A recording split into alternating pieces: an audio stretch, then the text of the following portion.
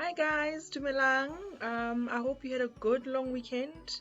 If you were lucky, today was a public holiday and you didn't do much work. If you are like me, yeah, you had a mixed day. Lots of work, but also, some time out to play. And I'm back to actually say, firstly, welcome to my space, my digital space, my YouTube channel. Please subscribe and turn on the notification for when I drop new videos so that you're not left behind.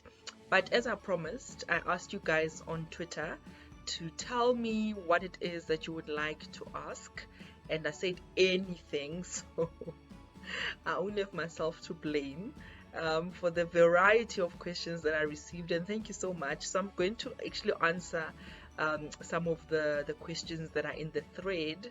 And if some of you are wondering what my Twitter handle is, it's at Dr. Tlaleng. I'm also on Instagram on the same handle at Dr. Tlaleng. And I'm gonna go straight into it.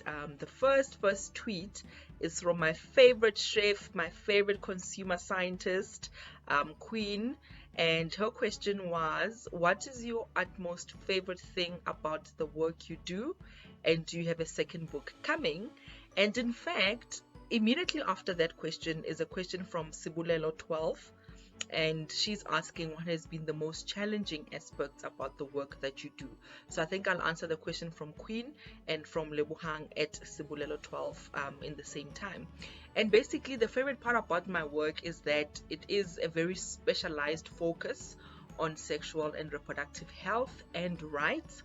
And what makes it my favorite thing, or the utmost favorite part, is that I'm able to translate the work of being a medical doctor, the work of being a human rights defender, the work of being an activist, all together and merge them in a way that is so fulfilling for me. Is that I'm able to speak on radio, write columns, be on a television show, and do the serious work of policy work, in the different spaces, of legal reform and legislation, and then come on Twitter, and be just a young black girl who's also free, who also is going through so many things in her life, and share with all of you guys, and connect, and we laugh, we giggle, sometimes we nudge each other along, and so I love the fact that I can be all of these things at the same time. I'm a doctor, I'm a young black woman myself, navigating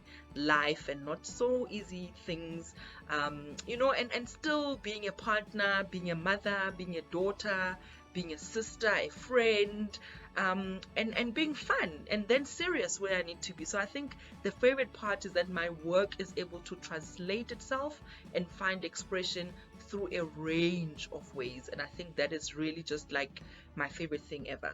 And what is the most challenging aspect? I think the most challenging for me is having to constantly explain why human rights are non-negotiable. I think it's exhausting to constantly be having to fight for space to be heard, and constantly having to validate different experiences, and to fight for for everyone's rights to be respected, and for dignity, to be front and center of everything that we do. So I think the most challenging part is the fact that this work is exhausting, and because it's long term, right, the changes that we want in the world are not going to happen overnight. The challenge is to pace ourselves, and the challenge is to be strategic and leverage off other relationships and other spaces of advocacy, and find people who are behind the same causes, and are committed to human rights. And and I think that is really just the most challenging part, is that we have to take time out sometimes, and being activists, when we feel like we are not doing anything, we may feel as if the cause is being neglected, but sometimes it's important, to take time out. So I'm still learning to be deliberate about taking time out. And Queen was asking if I have a second book coming. I'm gonna save that one for later, because I know there's another question later on kind of related to that. And Sandy Swa _17 is asking, besides South Africa, which other country would you have wanted to live in, and why? I can't say I haven't thought about this one. So I have an a love for New York City that I don't think I have for any other city. So I would love to live in New York, not necessarily work. I mean, I would love to have, you know, a regular, I don't know, like an apartment or a space that I know Robana now, when I need time out, when I need to recharge, I know that's the space I can go to. I just love the energy in New York. I love New Yorkers. I love the possibility. And, you know, when you are there, you literally just feel like anything is possible. And I know so many songs have been written about New York. You guys know them, right? I mean, Jay-Z and Alicia Keys. It's my absolute favorite jam because it really says everything you need to know about New York. And it really is magical. And the thing about it is that you either like it or you don't, which is what I love about New York, is that it doesn't do anything half-hearted. It is fully what it is. Yeah, and that's why I love New York for, you know, for living in. And Miss Nell Entle, she says, when and how do you relax? If someone were to gift you, what would the ideal gift be? Ooh. So what I do to relax is stay at home. If you know me well, you will know that if I'm not at work, I'm at home. Literally, like that's my agenda every day. I'm either at work or I'm at home. And that's what I do to relax. I watch a lot of Korean dramas. You guys have been on my timeline and we follow each other, and we know my obsession with K-dramas. And that happened as a coincidence as well. You know, by the time we had gone on the national lockdown, I had been on quarantine, self-quarantine, because I had traveled to Geneva end of February. And so when I arrived back home, Switzerland was then declared a high-risk travel area, and then I was in quarantine. So by the time the president announced the national country quarantine, I had already been basically under lockdown. And so I had to find really interesting ways of how to relax and take a deep breath, because again, as someone who's used to just always on the move, always doing, it was quite a moment to just sit and be like, okay, for this time I am like literally bound to my house. And I didn't know that, you know, my life and all our lives would literally, you know, change. And since then, since February, I've been under lockdown, which is something, yeah, that I kind of had to work around. But really, and I've enjoyed being home. I know that lockdown, for many of us, including myself, I've had moments and you know, situations and travel plans and plans to be in different ways, in different spaces, cancelled. And I've had to take time to accept that, look, my life is also different and things are not going to happen according to plan. But there are parts of me that really appreciated the fact that I was at home and I was forced to relax. So I'm still learning to be kinder to myself and not be forced to relax by a lockdown, but actually deliberately, you know, seek those moments of quiet and relaxation. And the ideal gift for me, I love acts of service. So making my work lighter, making my you know, everyday life easier and simpler is amazing. So I have an amazing partner who, for example, like, he's been driving me to work, which is fabulous because I can just sit and relax and not have to worry about like traffic, right? So amazing, because then I can just focus on what needs to be done. I you know, love, oh, Litlokonono. You guys know Litlokonono, right? He's my best friend. And he bought me this desk. I don't know what you call it, but it's this portable desk with a fan for your computer. It has a, you know, little section so that your computer doesn't keep sliding down. So it's like a portable desk that you can put like on your lap when you're working.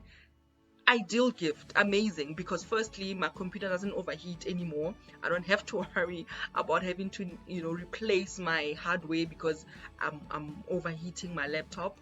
And just like all round ergonomic, perfect. So those types of gifts for me, like, they make sense because they make my life easy and they improve my quality of life. But I do love like acts of service, and those types of things. And Shlabi Dabs is asking, what drew you to want to focus mainly on your current medical space? It was really very simple for me. I had to decide, right? Because after community service, all young and, you know, newly qualified medical doctors, we have to get to this crossroads where you decide what you're going to specialize with. And none of the mainstream medical specialities were speaking to me in terms of my ability to fully be expressive in all the different ways that I needed to be. And after experiencing community service and working in community clinics, I then realized that in fact, I maybe there's something there in the way I'm able to describe and explain things to young people. And a lot of them were asking me questions, right, about their own sexuality, gender, relationships, and all of those things. And then I decided that if there was one thing I could do well that could lead to positive health outcomes, what would it be? And then I decided to focus on sexual and reproductive health and rights, because it offered a whole range of other subspecialties within SRHR, that I can work with. And you guys know that I'm in broadcasting, doing pre-production, assisting people with scripts. I hosted and produced my own television show. I was on radio for many times. I work on policy and legislation. There's just so many. Health communication is one. Training of undergraduate medical students as well as nurses in advocacy. So there is just so much, and that's why I love the SRHR space that I'm in. And Tabiso Lisweta is asking, do you think open relationships can actually work? Also, how does it feel being called Dr. Klof Klof? And then I have so many questions. I'm sorry. Being Dr. Klof Klof and all, isn't it all difficult to find a partner that satisfies you fully? So Tabi, so let's start with the first one. I think open relationships can work if they're based on honesty and communication, and there's no shame around it, because often you will find that when there's no honesty, there's no communication, and then people get ashamed later on when they've entered into open relationships about how their own feelings have changed or how their own expectations for themselves and their partners have changed. It becomes a problem. So if there can be honesty, communication, and less shame about open relationships, I think only they can work. And they don't work for everyone. And I think it's important to find partners that are compatible to you, and not just sexually, but also in terms of the setup of the relationship. So it can work, but definitely it's not for everyone. And being called Dr. Klof Klof is a funny one, because that's how language is. We use slang, we have fun on Twitter, and that just happened, and I don't have any bad feelings about it. I think it's actually quite funny, and yeah, I love it. And David slaying Goliath, actually, he did a wonderful art piece, with Dr. Klof Klof in it. So love it. And in terms of partnerships, I think it's important, for me as well, and for you guys, find a partner that you are compatible with, and for you, perhaps sexual pleasure and discovery and doing kink and BDSM, maybe that's not your thing, right? And so find a partner that you are compatible with. And it's not a Dr. T thing, or because I speak about sex and sexual pleasure. It's everyone's thing. All of us need to find partners that are affirming of who we are, but who are also then able to be compatible with. And my name is Yellow, says, would you ever write a book again, but for teenage boys and girls, guiding parents on how to speak to their children about sexuality? I would, and I am pursuing a book aimed at teenagers. And you are right, boys and girls, because it's important that we also assist them, especially in that tender age, how to transition well into adulthood. And I think, yes, it's important, and perhaps it's maybe not the same book. Maybe it's a book for teenagers on their own, and then maybe a book for parents to guide them on how to speak to children about their sexuality. But my current book, in fact, in terms of parents, why it's important is that although it's not designed for you to then speak to boys and girls and other children, by the way, who may not be gender conforming, is that you need to know and unlearn certain aspects of your own sexuality and your own gender and your own experiences as an adult or caregiver or parent. And so even reading my current book, if you are a parent who needs guidance on how to speak to children, you will find that guidance, because it's going to give you the language. It's going to help you unlearn some of your internalized isms, right? Transphobia, homophobia, misogyny, ageism, all of those things, albinism. It's going to help you with all of that. And whether or not there's another book guiding you on how to speak to children, you already have the content. You've already dealt with some of your own fears, and you've dealt with not transferring those fears, onto children. So I think if there is a parent out there, the current book, I think, will be fantastic for something like that. And of course, we'll work in the future to see how we can do a book for teenagers, boys and girls. And the interesting part is that there's a young boy. I mean, the youngest person I know is a 13-year-old boy who's reading the book. The parents bought it for him. In fact, the dad bought it for his 13th birthday, and they read it and they were like, okay, this is content that he needs to hear. So it also depends on parents themselves, but I think read the book and then take aspects of it and start to incorporate that in your own interactions with the children that you are responsible for. And then Pocky at Pocky Consulting is asking, would you give a pro bono session to a group of people with disabilities with sexual education? It would make a big difference, she says. And I think I actually answered this to Pocky on Twitter already. She said this is something that I would like to do, and I think in my work I do try to really recenter marginalized groups, marginalized issues, and the issue of sexual pleasure and people with disabilities is a big one. And I know that there are people in the sector, in the service, who are already trying to do their utmost best. And if there's any way that I can assist in terms of my visibility to elevate those issues and help them find space and expression in the mainstream, I would love to be involved. And even if it's a private session, outspoken with other people, I would love to do that as well. But I know we've spoken a little bit about this on Twitter and how we can bring other people into that space who are themselves people living with disabilities who are doing work around sexual pleasure.